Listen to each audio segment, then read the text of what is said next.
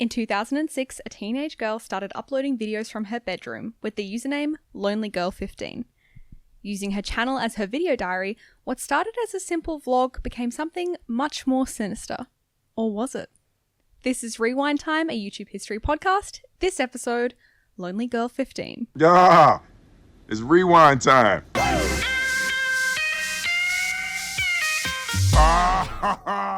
Welcome to this week's episode of Rewind Time, episode 2. Lucy, how are you? I'm well, thank you. And how are you? Oh, I'm doing well. As viewers may recognise, we are in a new recording space. Yes, if you are watching the video pod version on YouTube, we are now sat in our bedroom. Describing it for our audio listeners, probably a less visually interesting, albeit far quieter recording space. Yes, much cleaner because, this is nothing but a professional operation. No, 100%. Yeah, 100%. So, we just want to ensure that it feels that way. If it is giving off a little bit of we saw you guys across the, Apple Podcast review tab and we wanted to see if you'd come back to the bedroom. It's not the vibe we're trying to give, but, either way, welcome to the bedroom. This is the bedroom that we have. I think I became attuned to the inner city noise, but when placed in the context of recording an audio podcast, we quickly realized how loud our living room is compared to other people's places of residence. I just think it's nice that the semi-truck driver wanted to be in the episode. I think I understand. To me, it's a signal that people want to be involved in the pod, that it's doing well, it's a good idea. We have a huge fan base, specifically with the buses in Sydney that don't run on electricity and still use combustion energy and are incredibly loud. Famous Gen Z YouTube loving audience. But yeah, so that's what we've done. And I think that's enough talking about that because it probably matters more to us than it matters. I, of course, welcome all criticism and feedback on the recording setup, on the equipment purchased, everything courtesy of Facebook Marketplace. Hope you're enjoying the new cash vibes. Converters, actually, strangely enough. Yeah, but yeah, sponsor us. Please give me feedback. I'd love tips. Episode 2, the monetization is heading. The subject of this week's episode, as we teased last week, is Lonely Girl 15. That was a word that meant nothing to me prior to this week. But Lucy, did you know anything about Lonely Girl 15 before this week's episode? So, yes and no. So, last week's episode, and this will happen a bit with the pod, last week's episode, I was quite familiar with Smosh. I was aware of all of the goings on, the timeline. Like, I was broadly across sort of everything.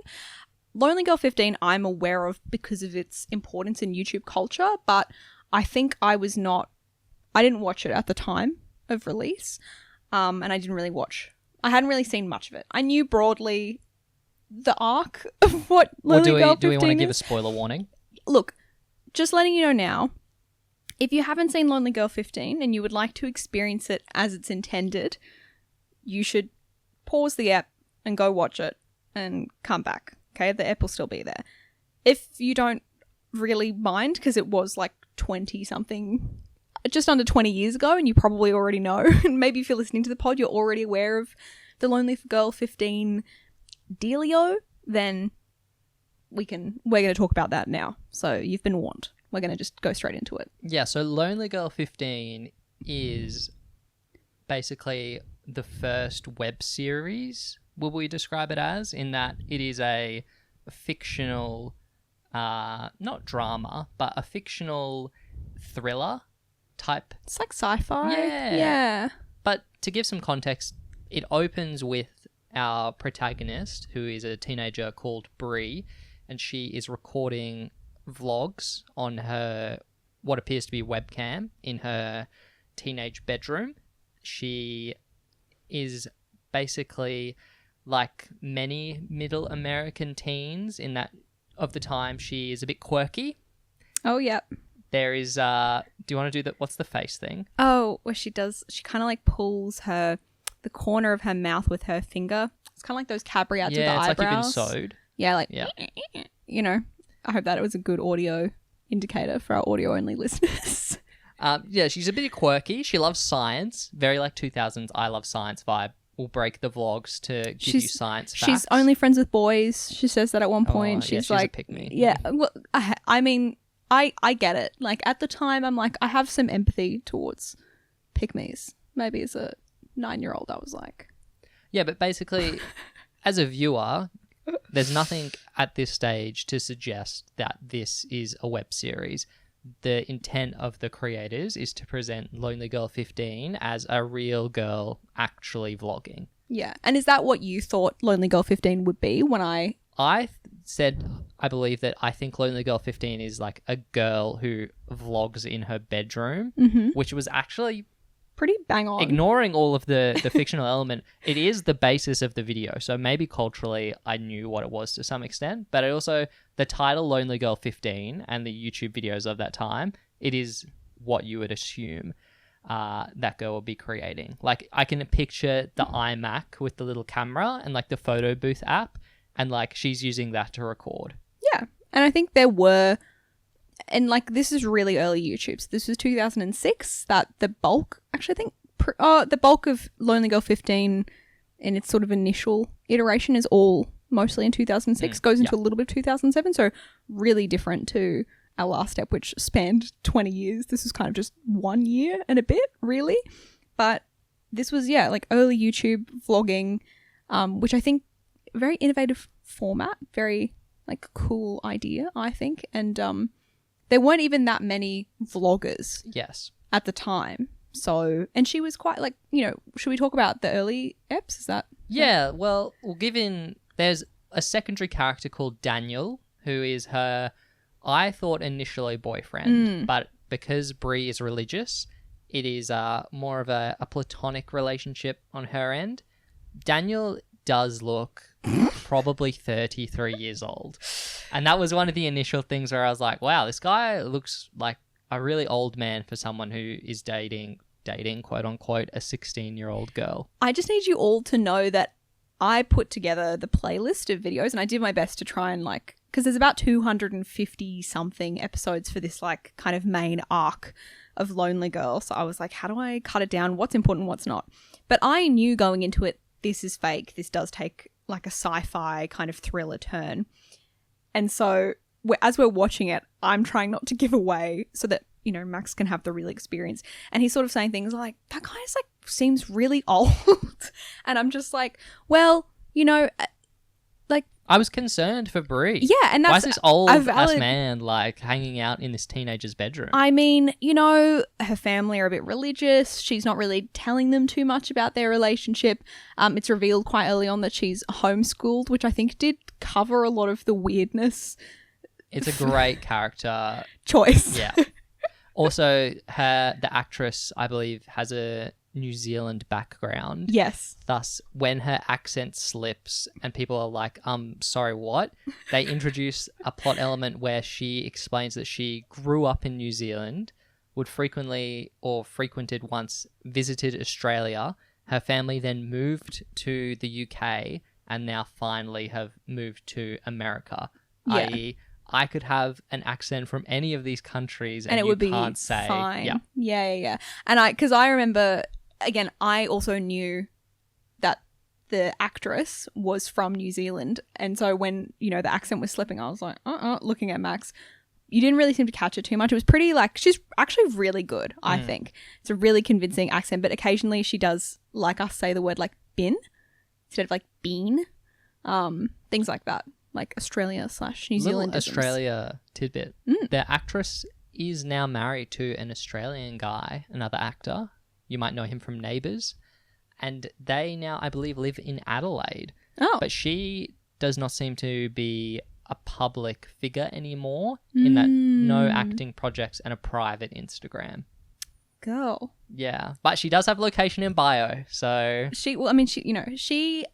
I think knowing sometimes that you're an internet icon is enough. I kind of respect that she's... Yeah, I mean, like, one of the most famous people on YouTube at that point. The most subscribed channel for a period of time, which is very impressive for a web series.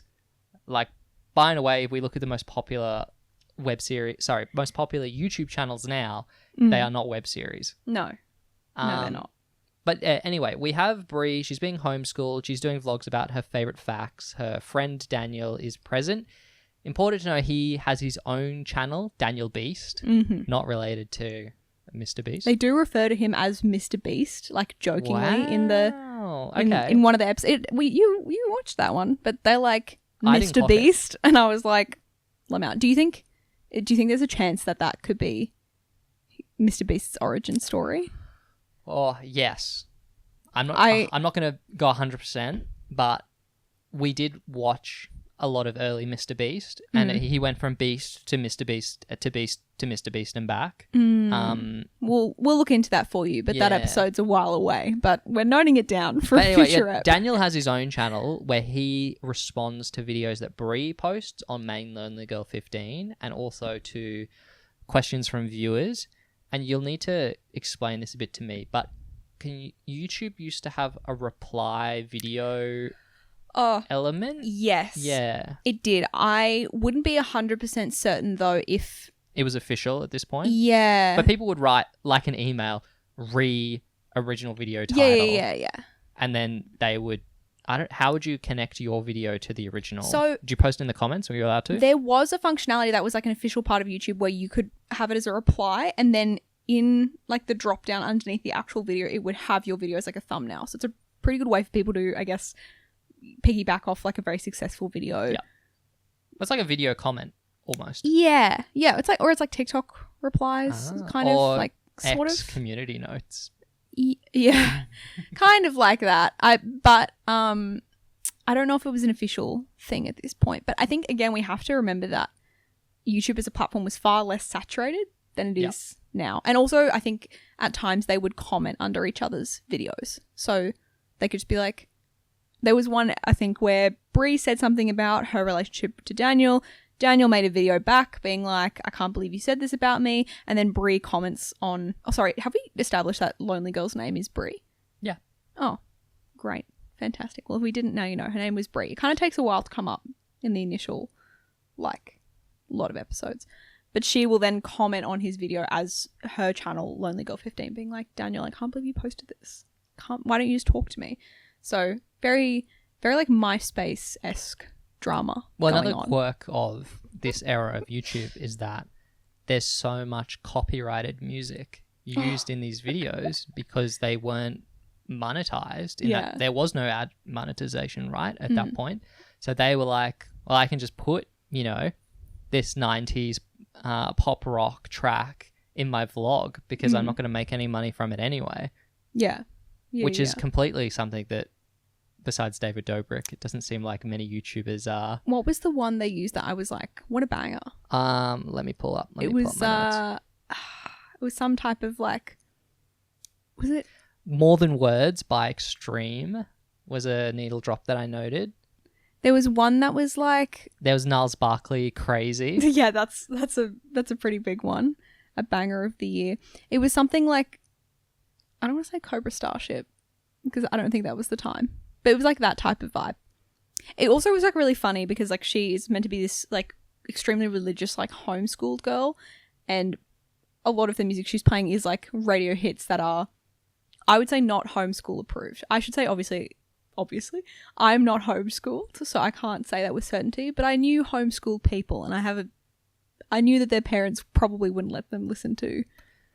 Yeah, I was the whole time basically being like, well, it's at the beginning, and it's crazy that this girl is homeschooled with strict religious parents, but they have no idea about her vlog life. But I was like, some people in that era would still not have a computer, so there will be no way for them to realize. Now, naturally, if you were the most popular YouTuber in the world, which she was, you'd assume the parents would find out. But well, she says she's from like this little town in the middle of nowhere. Well, I mean, that's, we'll discuss it later, but there were people in the comments and people in the media who were immediately suspect about the channel, and it was revealed to be a hoax some months after it launched. So it wasn't like they did this con for extended amount of the show's runtime. I actually think the con was too short. I think the con should have been too long. So do we want to talk a bit about like how the cadence of how it kind of let's goes? well, okay, so Bree is being prepped for a ceremony is what she calls it. Mm-hmm. And this is an on-running plot point through this first early batch of Bree vlog videos in her bedroom. And there's also some stuff where she and Daniel are on and off. They fight about things like her dad wants Daniel to film their summer camp performance, and It's he like a doesn't want to play, because he's like, their parents are weird and religious, and Bree's like, I like my religion. Anyway, eventually Bree starts talking about the preparations for the ceremony, which involve her getting shots, as in like needles, and she has the little bandage you get when you have a shot in your arm, like a vaccination. She talks about a diet that she needs to go on, and she talks about learning an ancient language. Yeah, and memorizing like all these facts Yes. about religious stories. So I think at one point she says it's like, and I could be wrong, I think she says, she's like, oh, it's like preparing for, you know, a bar mitzvah. Yes. Or like she likens it to other religious ceremonies. So like she's really playing it like, yeah, like it's a bit mysterious. Like I don't really know much about it. My parents aren't allowed to come. She's like, it's a huge deal for me to be chosen. Yeah, it's a really big deal. I've been selected, you know, out of the people in my community. So, you know, it's a really big honor and I'm really excited. It's a really big step for me. I want to do this. So you're like, cool. And there are comments from the time where people are like, congratulations, like we're rooting for you. A few people, and again, this is sort of like earlier videos, but people are being like, oh, I'm not really sure why I need to go on a diet. Like, you look great, Diva. Yes, it is actually, it's the diet element is like, this girlie is an LA actor, and you're like, okay, I'm not sure that this person would go on a diet. But if they're if the actor was a regular teen girl, then it perhaps would be more believable. But this woman was in her 20s. But a religious diet could be like abstaining just from certain things due to religious reasons. So like, but people in the comments, because obviously we don't know what the religion is, like she doesn't really be like, oh, it's, you know, it's just blank, it's just Scientology or whatever. She's like, oh, it's my religion, it's like our religion, it's like, you know, whatever. So it's a bit cagey. And people are obviously asking questions, but broadly, the audience are very encouraging. They're like, go queen, go diva. Before we get onto the ceremony proper, I did just want to talk about the series of videos, which is, I would categorize as Bree field trip with Daniel, where her and Daniel will like go to the mountains. They go hiking, they go for a swim. But mostly does seem to be Daniel filming Bree like flicking her hair, swimming, doing other you know, somewhat sexualized. It's, I think, considering she's meant to be a 16-year-old girl. Obviously she's an actor, so she is older. Yes. She is actually, yeah. But to the viewers you'd be like, wow, Bree, oh my god. Wow, she's so wow. beautiful. No, I think it actually plays I think story-wise they explain it quite well in that, yeah, the footage is just very like male gazy, and she explains it like, oh, we went and I like, you know, she's got this hobby of filming vlogs. Daniel also likes filming, like he's the one who got her into the hobby, and she's like, oh, he filmed this video of me and like he wanted to edit it, and it's always like edited to like some type of like love song. I think sometimes they're a bit on the nose. It's like the one where it was like, I love my 16-year-old girlfriend. And I was like, what? And then the next video, she's like, you know, you guys commented asking if, you know, there's something between Daniel and I, if he likes me. And like, that's not the case. And I'm like, girl, run that video back. Hit that replay button. But yeah, there's a bit of a vibe to it. It's a little odd, but I think they explain it within the context of the broader story. Yes. So I think it's fine. Yeah, look, I think basically, and I think we're in agreement on this, all of the stuff prior to the ceremony and the stuff where the channel really ramped up in popularity, where Bree was vlogging in the bedroom and the scope of the show is relatively small, so it's difficult to accuse it of being a hoax, basically, because any number of you know, you can explain why her bedroom looks like that, because, you know, while it is weird that she has a light behind where her door would open and it would hit at any time, but as you said to me, like, well, maybe her door opens into the hallway. And I was like, well, that's that would be odd, but okay, why not? Maybe the house is bad, you know? I was just trying to, because I already knew, it was going to happen at some point.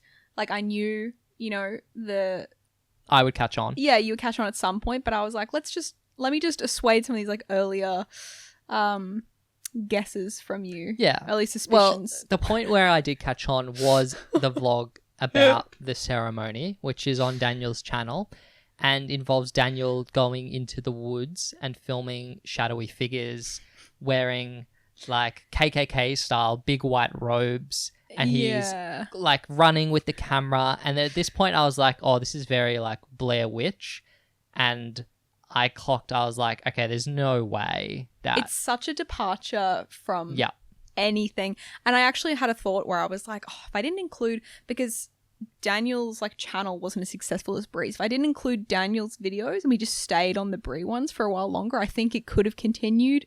Like the ruse would have been kept up for a bit longer, because I do think, looking from the view count, at this point Bree's videos were getting like around 1 million and Daniel's would be getting like 200,000, 300,000. So I was like, that's a good like 70% of the viewers of Bree's channel who didn't see the incredibly, fake video.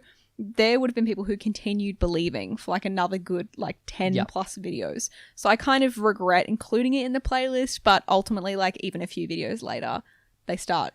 Yeah, well, the plot basically, Bree returns and there's some back and forth about, was that the actual ceremony? Anyway, her parents go missing and Dan and Bree eventually reunite with her parents. However, her dad is shot and killed, which is such tonal whiplash. Yeah. That I was like, what? And were you expecting a murder to occur, or did you know that the show's because I turns put like the this so playlist suddenly together, I knew that the title of one of the videos was "Bree's dad is dead," like sad face emoji. Damn, RIP. A rip to the goat. But yeah, it's there's like 20 episodes in the middle where, again, I think like format wise, doing the like her vlogging but from motels and from his bedroom and showing that she's sort of on the run. That I'm like, that kind of works. I think that could have been successful. I disagree. And I think basically as soon as we leave Bree's bedroom and the scope of the series becomes so much wider, it becomes so much easier to poke holes in it, because when you're doing this thriller on the run narrative, which is something that traditional television and film does all the time, your scope of reference is like, well, I think this should be like 24, but these guys have the budget and resources of like a web series. So you're basically watching people in a car talk about the same stuff over and over again. I think it's fair to say at this point we did start skipping through the 500 plus episodes. There's like of Lonely Girl. 250. We actually like stopped for anyone who's like a Lonely Girl 15 historian, like, because there are people who are really dedicated to the series and really enjoy it. It's been likened to some other series on YouTube, which I don't know if we'll cover, but like Marble Hornets is like another one that I'm across. As in like the Marvel comics, or is it Marvel? It's unrelated? Marble. Ah, different thing. To Australian. Yeah, sorry. But we stopped. It actually continues on. There's like another 2 plot arcs, but I just figured it was worth us covering the first one, because the back half of the season is it drags a little. There's also a portion the view where counts do plummet you can see it goes from like 1 million goes. As soon as people kind of figure out it's not real and they start being like, I'm on the run, I'm in this hotel, like we're in the car, we're driving, you can see the view count start to go down to like 300k. There was 200K. a point where they did, after it was revealed to be a hoax, there was a push for them in the media, and the show did actually increase in popularity for a period of time, because everyone read about this web series that has tricked millions of people. But I do think the actual content of the show declines towards the back half, where, as you said, they basically are on the run from Bree's religion, which they call the Order. The Order are after Bree because she has a blood type that would be able to be transfused to the elders of their religion. And that's why she was getting the shots from her parents, because they wanted to basically mask her blood type. So she couldn't be used for transfusion, which would kill her naturally because they would transfuse all of her blood. But we do have all of these new supporting characters that we didn't really come to know too well. Did any of them stick out to you, except for the one sponsored character that we'll get to? I'm obsessed with him. But no, so there's new character. The main new character that I thought was interesting was Jonah. He also, again, like all these people are like aspiring, kind of like, I guess, unknown-ish LA actors. Actually, did we talk about, no, I haven't told you. We'll get to her in a second. Okay. But Jonah, the character of Jonah, I think he is one of the better actors in the show. I think Bree is the best. I think she's the most convincing. Daniel is a 30-something. Sorry, I don't know. I think he's actually kind of fine. He's fine, but I think Jonah comes in, and for where the plot goes, where they're trying to bring in this more like thriller actiony vibe, I think Jonah like does that pretty well, not including like the actual writing and production of how they try and do it. But I think he does really well with what he's given, I think. Yeah. And then we have like the other girlies who are like other members of the church that they try and like rescue. It's sort of unclear. Potentially there was more lore that we did not cover. We couldn't physically watch. It was bad. And it wasn't very enjoyable. Like, even unfortunately, I didn't find it very enjoyable. Maybe it's like our TikTok, I don't think. The video's only like 3 minutes long, but we were like, can we... But there's like no new information. They would just continually hit the points about like, oh, the cult is bad. We're on the run. Yeah. Wow. R.I.P. Bree's dad. Yeah. But the show, they're on the run for hundreds of episodes. And it does come to a climax. There is a multiple part finale. At this point, the show is actually running some like ARG elements, which is quite novel for the time, but they're using the lonelygirl15.com website, the forum there where people can solve puzzles within the show, and then the characters will react. And it's very funny because they're like, we're trapped in this cupboard and the Order are looking for us, but if one of you can solve the solution to this puzzle, you can rescue us and we'll come out, which is like almost like a pantomime, like it's play actually, school, it's like camp. break fourth wall. Yeah, it's giving Dora. It's giving. But it's camp. It's fun. I actually respect it. But that to me harkens to like teen show. Like, did you ever watch Silver Sun on ABC or anything like that? Or no? Okay, someone in the audience. There's a lot. I have seen Dora the Explorer, where Dora will say, guys, like, what do I need to click on in the screen? Can you see where the Order are hiding? You just pause and then you're like, Dora stares at the screen for like 5 seconds. She's like,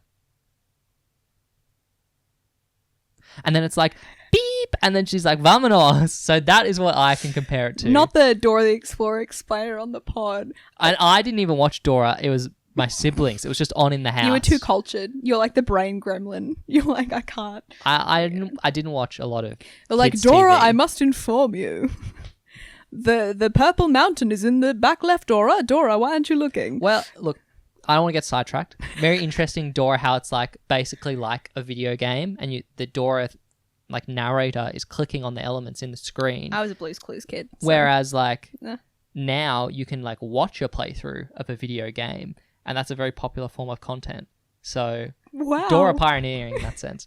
But look, the end of the show, Bree sacrifices herself because she's like, we're just going to be hunted by the Order forever. Mm-hmm. Daniel and co race to save her, but they get all the way to the surgery and then they stab a guy. Yeah, they're killing people. People are dying. It's quite intense. There's a lot of blood. There was like a scene which I actually looked away from. It was like really gory, and especially for YouTube, I was like, Lord Jesus, like really gory. Stab a guy. They're like doing action hero stuff, but they get to the surgery and filming it all, and literally the doctors just look at them and just sort of just close the door, and they're like, well, the door's closed.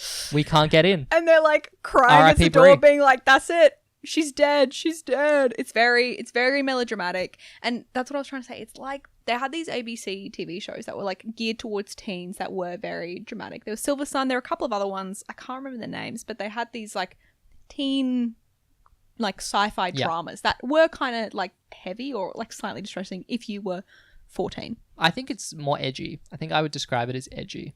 Yeah, but like I see the space for it. I think the thing about those is that when you're watching a TV show, you know it's a TV show, whereas at this point they're still sort of trying to pass it off like a vlog. And I'm like, I would not be vlogging you guys stabbing someone. Yep. That's literally and then uploading it to the internet, because that's a pretty easy way to Look, I don't think at this point the creators, and they actually did this like very early on in the run, they explicitly were like, this is a web series. Yeah. The actor did interviews. She won acting awards. They were like, we're going to talk to you on the forum and acknowledge that this is a show, which is obviously the right thing to do because, as we'll talk about, by this point, there was a lot of people online and news outlets discussing how the show was a hoax.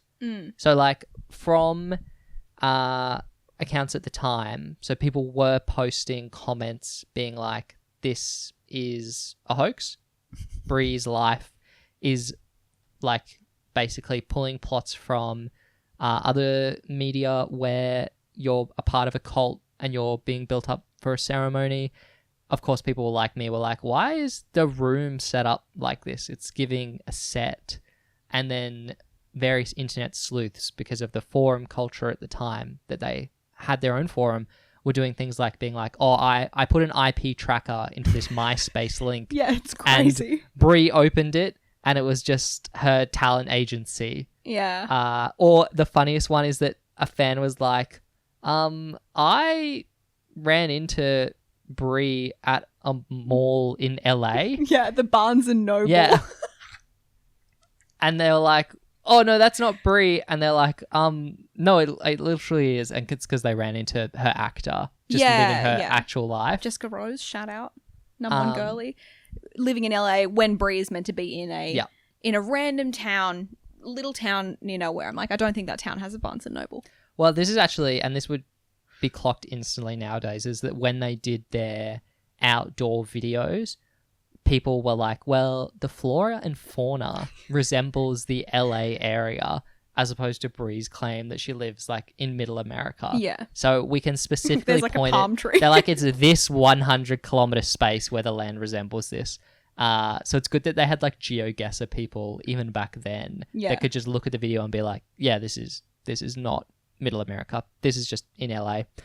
But eventually, the New York Times started writing about this, being like, there's a show that is a hoax that is the most popular channel on YouTube.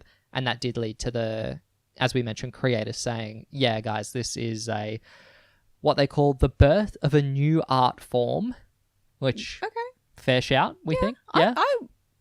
First web series, right? Yeah. That was popular anyway. It's the birth of a new art form. I don't know if it's like a one we successful one we should preserve, through. yeah. Yeah, but it's definitely, I think the idea is stronger than the execution here. Yeah, do we have any fond notes to make on the show post the Bree vlog bedroom era? Yes.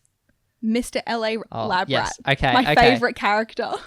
So the show was viewer funded. They got donations through the website once they were acknowledged that it was a web series, but they also were pioneers in terms of corporate sponsorship brand of deals, a baby. YouTube series. Yeah. Do you want to tell me about your favorite of these? So you mentioned they had one early one, which was with Hershey's, which we didn't see like in our kind of selection of episodes. So we must have missed it unless it was there and it was like not disclosed, which could be possible because they hadn't. Well, no, it was literally her just chewing gum. Oh. And she just chewed their brand of gum. So I don't think, unless she did like one of these with like, I'm chewing this gum, like we would not have clocked that the gum she was chewing was an ad. Well, I mean, because with TV, they can do those and, you know, like, what's it called? Like product placement in TV. And they don't have to put up a big thing being like, this portion of the episode is sponsored by Hershey's. They don't have to do that. Do you on YouTube? On TV. Yes. Oh. Yeah, you have to. It depends on what country you're in. But yeah, you have to disclose that you are being paid to promote something in content. Interesting. A lot of creators don't. We'll talk about yeah, that in that other does seem episodes. unfair, to be honest. To not disclose it? That you have to disclose it as a one-man band YouTube creator, but global television producer doesn't. I think it's weird that in traditional media they don't, like they regularly do product placements that are clearly ads, or maybe not so clearly, but they are clearly like placements that have been paid for, and you don't have to do it with YouTubers. But it's different because it's fictional versus like I'm a real person talking to you, and I'm giving like a testimony that this is my favorite brand of gum, and you're being paid to say that. Like it's a bit of a different vibe. But anyway, I digress. So apparently there was a Hershey's one, but my favorite one, which we kind of found out through, there was a recap that was uploaded to the website. It's not on the YouTube channel, but it has a recap, and they kind of just talk through the show. If you want like a really brief overview of the show, I would say the recap is a good, just type in Lonely Girl season 1 recap. Yeah, it's actually interesting because you'd think that Lonely Girl the movie, if someone did a condensed edit of the 500 episodes, that would be an easy way to get views on a video. But does not seem to be. It's like it predated recap culture. I tried really hard to find a list of like essential Lonely Girl episodes. Like this is like an abridged doesn't exist. There's no abridged playlist. Like couldn't find one to me. I tried really hard. So, but anyway, the recap is kind of like, you know, this is Brie, this is Daniel, kind of like, it's sort of like a trailer almost for the show. But then there's this line, and I can't remember what it is exactly, and they're like, but then our videos reached even one of the biggest companies in the world, Neutrogena. And I love it. I don't know, there's something about like really funny like corporate integrations that just tickle me. But they're like Neutrogena, and they like one of their like lab scientists like reached out to us, and now they're helping us make a serum. So they incorporate Neutrogena into the plot. Like the lab scientist from Neutrogena, who is LA Lab Rat, that's his channel name. His name is Spencer Gilman is his character name. He's introduced due to a deal the show did for the second season with Neutrogena to fund it. 6-figure deal. So at the time, crazy. You'd assume that was just 101,000, but could have been way more. But the budget was not giving $1 million, so it was probably on the low end. But it did include, yes, the character of Spencer Gilman, the mad scientist, and he becomes an ongoing part of the show in the quest to save Brie. And they just have to be like, Spencer from Neutrogena. But then like other than that, he's just like a guy and he's helping them. They're covered in blood and he's like, I'll get the serum, like doing stuff like that. It's really a funny integration. Yes. I love it. It was more divisive at the time than the earlier stuff because they actually did, after they revealed that the show was a web series, the creators said on the site, they were like, fans, how do you feel about product placement? And actually the poll, 90% of the fans said that yes, that would be fine. Get your bag. Yeah, which is, it's interesting because now I think a lot of creators would not be like, what do you think of ads in the video? Because everyone that watches the video will be like, no, I hate ads. Whereas these, like back then, they were like, please guys, we'd like to support the show. Can we have ads? And everyone was like, yeah, it's no problem. Yeah, I think it's a topic we'll probably get more into as we sort of move forward in time with the pod. But I think there is a general consensus that people want the creators to make money, but it's a bit of a different vibe. Did YouTube have ads at this point? Probably not, I think it was 2007 it's somewhere. Google acquisition.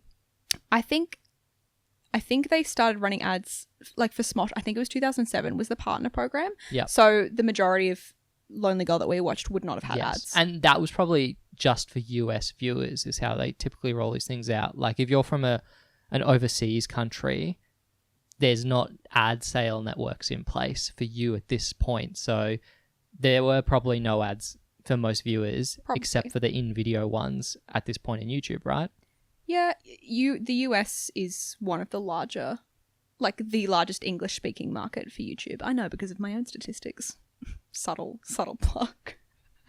But the US is a big market for YouTube, for English-speaking content. Yeah. So, yeah. Will it be for much longer, though, given the popularity of things like T-Series? That's what we will address later in this podcast. But yeah, so they were funding the show through alternative means. They also had a production company that went on to do other Lonely Girl spin-offs, none of which were as Anywhere near as successful. successful. Yeah. Or had any lasting cultural relevancy at all. They did seem to fade away by the 2010s.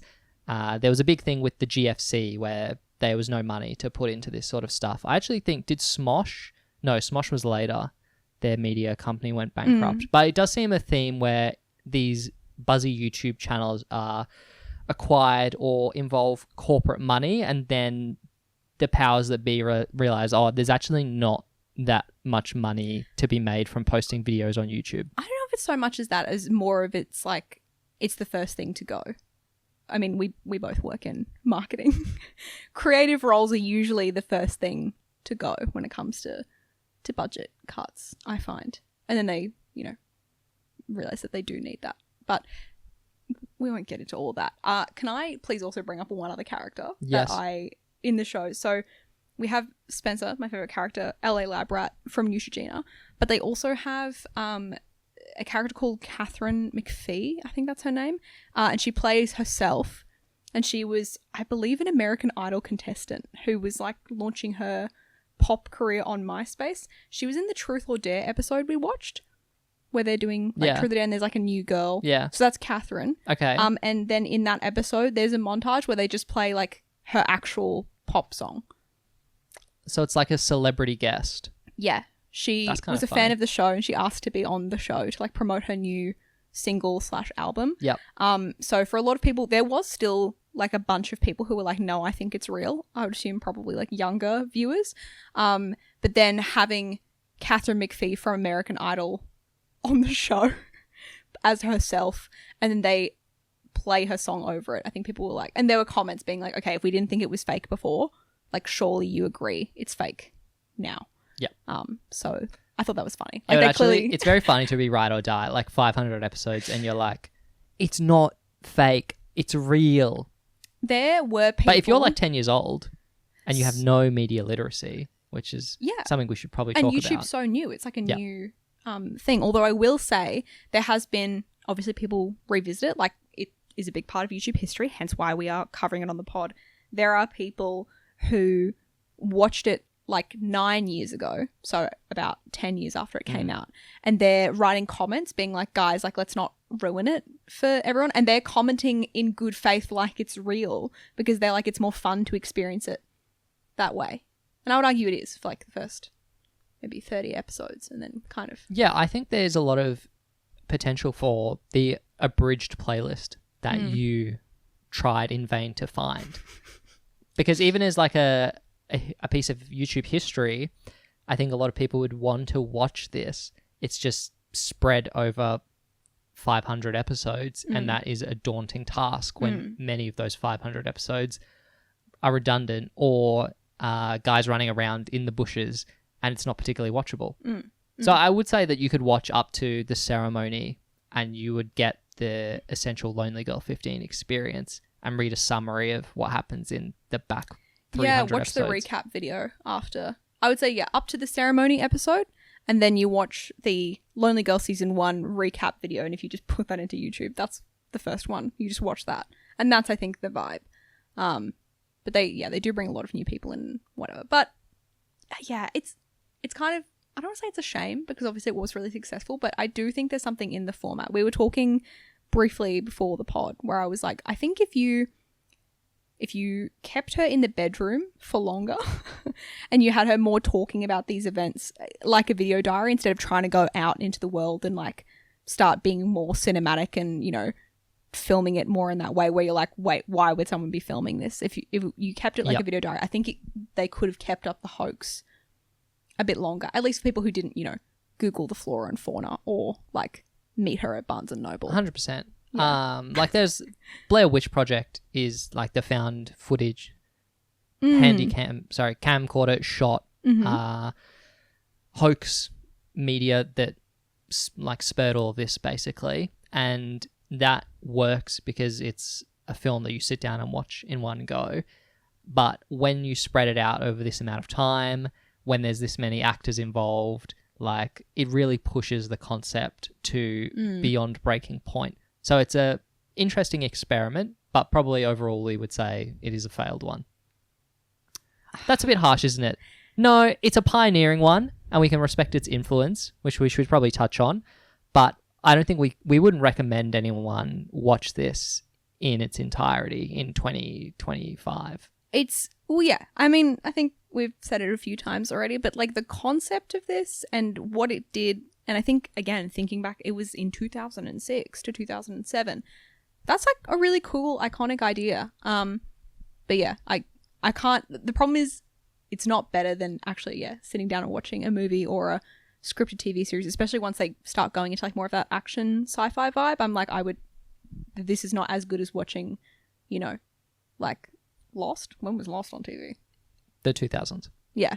Like, I haven't seen Lost, but I have seen Mike's recap videos. But I'm like, I feel like I'd probably rather watch that than watch the shaky cam and someone being like, they're taking the order. The Order are coming. The Order. Also, low-key, is the Order just Bryan Johnson? Is that his name? No, Bryan Johnson. The blood transfusion. Yeah. Yeah, okay, I get what you're saying. Do you think his son has a positive trait? Do you think he's taking the shots? Oh, imagine if they relaunch and it's about saving his son. Bryan Johnson Neutrogena sponsorship. Actually, that will be a great collab. But back to Lonely Girl. So I think there is something to this where this was one of the largest at the time hoaxes where people lost trust in what they saw online.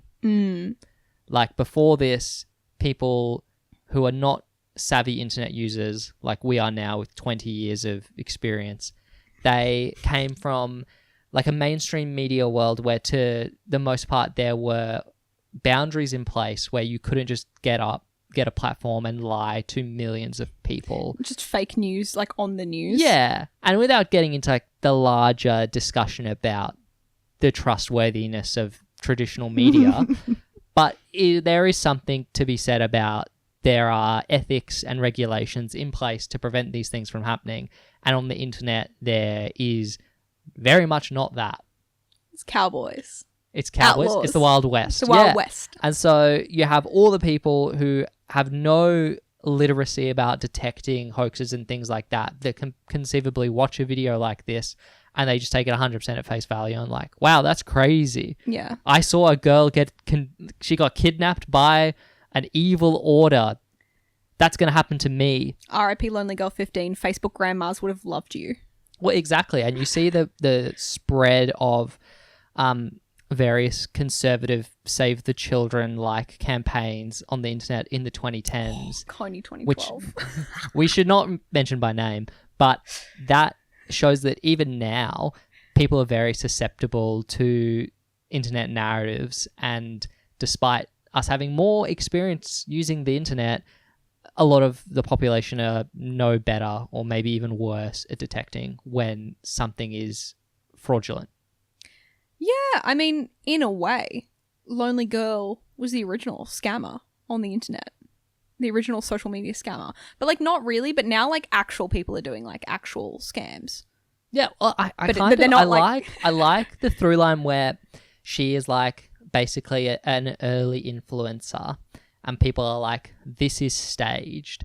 But also, and please, as an influencer, correct me, there is a degree to which any social media profile is staged in that it is not a true reflection of reality.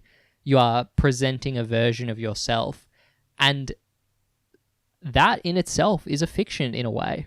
I think the difference, but what makes it interesting is that Lonely Girl 15 was always intended to be, like, it's not about an actual girl named Brie and she's embellishing a story that's, like, similar to her real life. Yeah. It's an actress playing a role, and that's really clear from their end from the get-go. But being a content creator or an influencer or whatever you want to call it, you are playing a version of yourself. I mean, it's tough. I'm like, ooh, opens up a whole can of worms. But yeah, you are ultimately, at the end of the day, deciding what the content is. You're filming it, you're editing it. I plan my content. I like to think I'm as close to myself as I can be. But ultimately, like, you know, I'm not going to film certain aspects of my life, and a lot of creators aren't. I think there are some creators, I think that more, and like we will talk about some of them where they are quite different to their true selves and it is more of a fiction, but I think a lot of people do try and aim for that authenticity, whatever authenticity is. Sorry, kind of a word salad. It's a big topic to try and cover. Yeah, I'm really pinning you down. Yeah, you are. Yeah. I'm like, being an influencer is akin to being hunted by a religious order. So yeah. In 2016, there was a trailer on the Lonely Girl account for what the creator and the star, Rose, came back. They were like, we are going to relaunch Lonely Girl 15. And they did a whole spiel where they're like, we're going to use technology that we didn't have originally. Like, Rose said that we're going to have a Snapchat channel. We're going to have a Facebook page. Yeah, cool. All of this stuff is going to happen. And then it was just radio silence. And 10 years later, nothing came of this. No one did any interviews explaining why the show didn't happen, what happened behind the scenes. But yeah, they and the video is still up promising the new season. But yeah, it presumably was cancelled and never even came into existence because nothing was released. I think that's sad because I think there's space for them to innovate again with like, you know, modern social media. I would actually argue Lonely Girl pioneered an idea of like integrating social media and doing like, because I think heaps of movies and TV shows, like I'm trying to think of a specific one, but like I feel like a lot of them now do like an Instagram account of the character. Like, you know, like Emily in Paris has an Instagram account that's Emily's Instagram account and things like that. Like people are now doing this, like the characters of the show or the movie are now interacting with social media, pretending to be the character. That's like a pretty... Yeah, I'm not sure. You could probably speak to it better than I can because of the shows that you watch. But I feel like that was a big thing in 2010s. Yeah. But they have ceded that ground to let fans run those accounts. Because why pay my marketing assistant to run the every look of Emily in Paris when I know that a Brazilian stan will run that account for me for free? No, well, there's sort of a difference between having like fan accounts where they're being like, oh, look, these are the outfits she's wearing, or, you know, these are like fan edits, like, you know, the Pedro Pascal in Kingsman kind of vibe. Love that video. I mean, like, accounts where it's like, it's Emily and she's like responding to fans being like, I love being in Paris, guys. Like that. Yep. I think that... Is it that effective though? I mean, well, if I'll be brief on this, but me personally, I'm never going to follow an account of a fictional character. Me neither, probably. But I do think it's interesting. And I think, especially if you're doing like a sci-fi horror mystery vibe, if it's a TV show and they're giving like hints between episode releases or seasons, like teasers as to, you know, say a character dies in season 1 and then they suddenly have social media and they're like leaving little hints and clues. Like I think it's like that kind of early, God, what's the name of it? There's like a name for that marketing strategy. ARG. Is it ARG? It's kind of like ARG. What that stands for. Something like that. It's an alternative reality game. I mean that, but also like, I guess just like interactive marketing in terms of like having... Yeah, I think ARG separate to marketing that we're discussing, and that the ARG totally is like the part same. of the story. Yeah. It's like essential, whereas this is like, you don't need to see Emily's Instagram account to watch Emily in Paris. I think using like a sci-fi example or something like that would be better. It would be like, I'm trying to think of a good example. This is not going well for me. But like, it would be, yeah, between seasons, maybe we don't know what's happened to a character. It'd be like if Pretty Little Lies, they probably did do something like this between seasons with Pretty Little Lies, which you haven't seen. It would be like, what happened? You know, there's a cliffhanger. We think this person is dead. And then they start doing like clues and teasers on social media from like a character's social media account or something like that. And they're all interacting and it's like extra plot. That I feel like is sort of something that or Lonely Girl... they do like a webisode. Yeah. Yep. Or like they do, maybe they do like a live streaming character and they're being like, guys, has anyone found Allison yet? You know, does anyone have any clues? Something like that. Look, as a traditionalist, I'm going to sound grouchy, but I hate when they split core plot into alternative means. If you've ever played a video game and they're like, guys, here's the ending. And then like, oh, sorry, it's going to be DLC. It's going to be No. $15 and you're going to get it in 2 months. If it's just like clues as to... If it's extra material. Yeah, that's what I mean. Yeah. If it's like a little... Like you're going to find out in the first episode of the new season anyway, but fans can maybe like... They'll release some clues like, oh, look, there was a jacket in the background or like whatever. Just, I don't know. Let me work on the show, guys. I'm free for consulting, clearly. Anyway, so as we wrap up Lonely Girl 15, I just wanted to raise a theory, run it by you. Oh. Justin Bieber released a song No. in the year 2009 called One Less Lonely Girl. Do you think Justin was a Lonely Girl 15 head? And this is a reference. When did Justin first upload videos on YouTube? Oh, that's a great question. I have no idea. It's not a very good theory, I'll is very it? briefly find it for you. Yeah. That's why we have a laptop. 2007. Okay. There's a chance, but I don't think he wrote that song. So I want to say no. But he's involved in religious stuff. The Order are He was out there. Was he homeschooled? I think he was. I'm kind of like, I'm not going to shut it down. I think that it could be a coded message to Lonely Girl heads in support. You're crazy for that one. You're like presenting like alternate reasons for why Justin Bieber is like... This is not a Justin Bieber like conspiracy pod. But No, I'm pioneering. No one's ever said this before. It just occurred to me. No, when I was thinking about I don't think Lonely anyone Girl ever has. 2000s culture. I was like, what's the song? Lonely Girl. All right, clearly I don't have a believer in you. That's fine. A believer? Lucy, what are you subscribing to this week? The local library, digital library card, because you can get audiobooks for free. You want to explain how?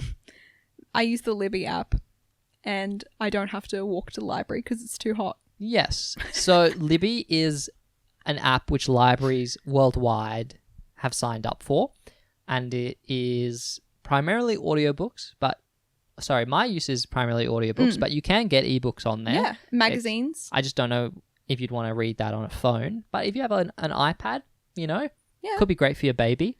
And then I have made a habit of whenever I go to a city, if they have a library scheme with less stringent sign-up requirements, I will sign up for a library card to use with Libby, which means that I have library memberships for Chicago. I have library memberships for Queensland. I have library memberships in New South Wales. I have library memberships in Charlotte in the US. And it means that when I search books on Libby, I have a far greater range of availability than you do when you're limited to merely places you have lived. So that's a little tip for you guys with Libby. Absolutely disgusting behaviour. I can neither confirm nor deny that I am a member of both the Queensland and New South Wales Sydney Council libraries.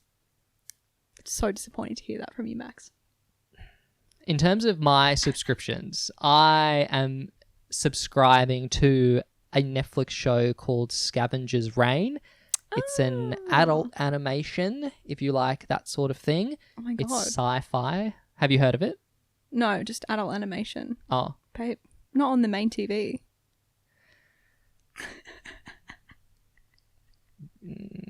I have nothing to say about that. But it's about a group of survivors from a crash into a planet of crazy flora and fauna, and it's about those survivors escaping the planet, trying to get home, and it's very good. Netflix cancelled it after one season, which is quite sad. But I would definitely recommend if you are a sci-fi fan or if you like watching adult animation, because it does some really cool stuff with how it depicts what it would be like arriving in an ecosystem which is entirely different to what we know here on Earth. It's crazy. And that's Lonely Girl season 8. Is that? Lonely Girl would have been on the spaceship to the other planet, and she would have got there, and it would have been like, my blood is so valuable, all of the beasties want to eat it. And they'd be giving her the shots to stop them She'd eating be like, all her blood. I'm only friends with the boy aliens, not the girl aliens. I don't know why. All right, that is it for this week's Rewind Time, Lonely Girl 15. If you have any comments about the show so far, or Lonely Girl 15, or creators you'd like to see us cover, you can leave them in the comments of the episode. We will be back next week with a new episode. It's going to be on, and I'm reluctant to say this. No, I'm going to give it a go. Nigahiga. Yeah, Ryan Heger. You can just say... You got to say his channel name. I think you really got to go on the E. You say it. Nigahiga. I don't know if that's necessarily better. I don't know anything about this one. I'm going to chuck it out there. I think it's going to be about doing little bits. It's going to be post-Smosh. Don't tell me if I'm right or not. But yeah, that's next week's episode. So until then, have a good week. And we'll see you next week. Bye.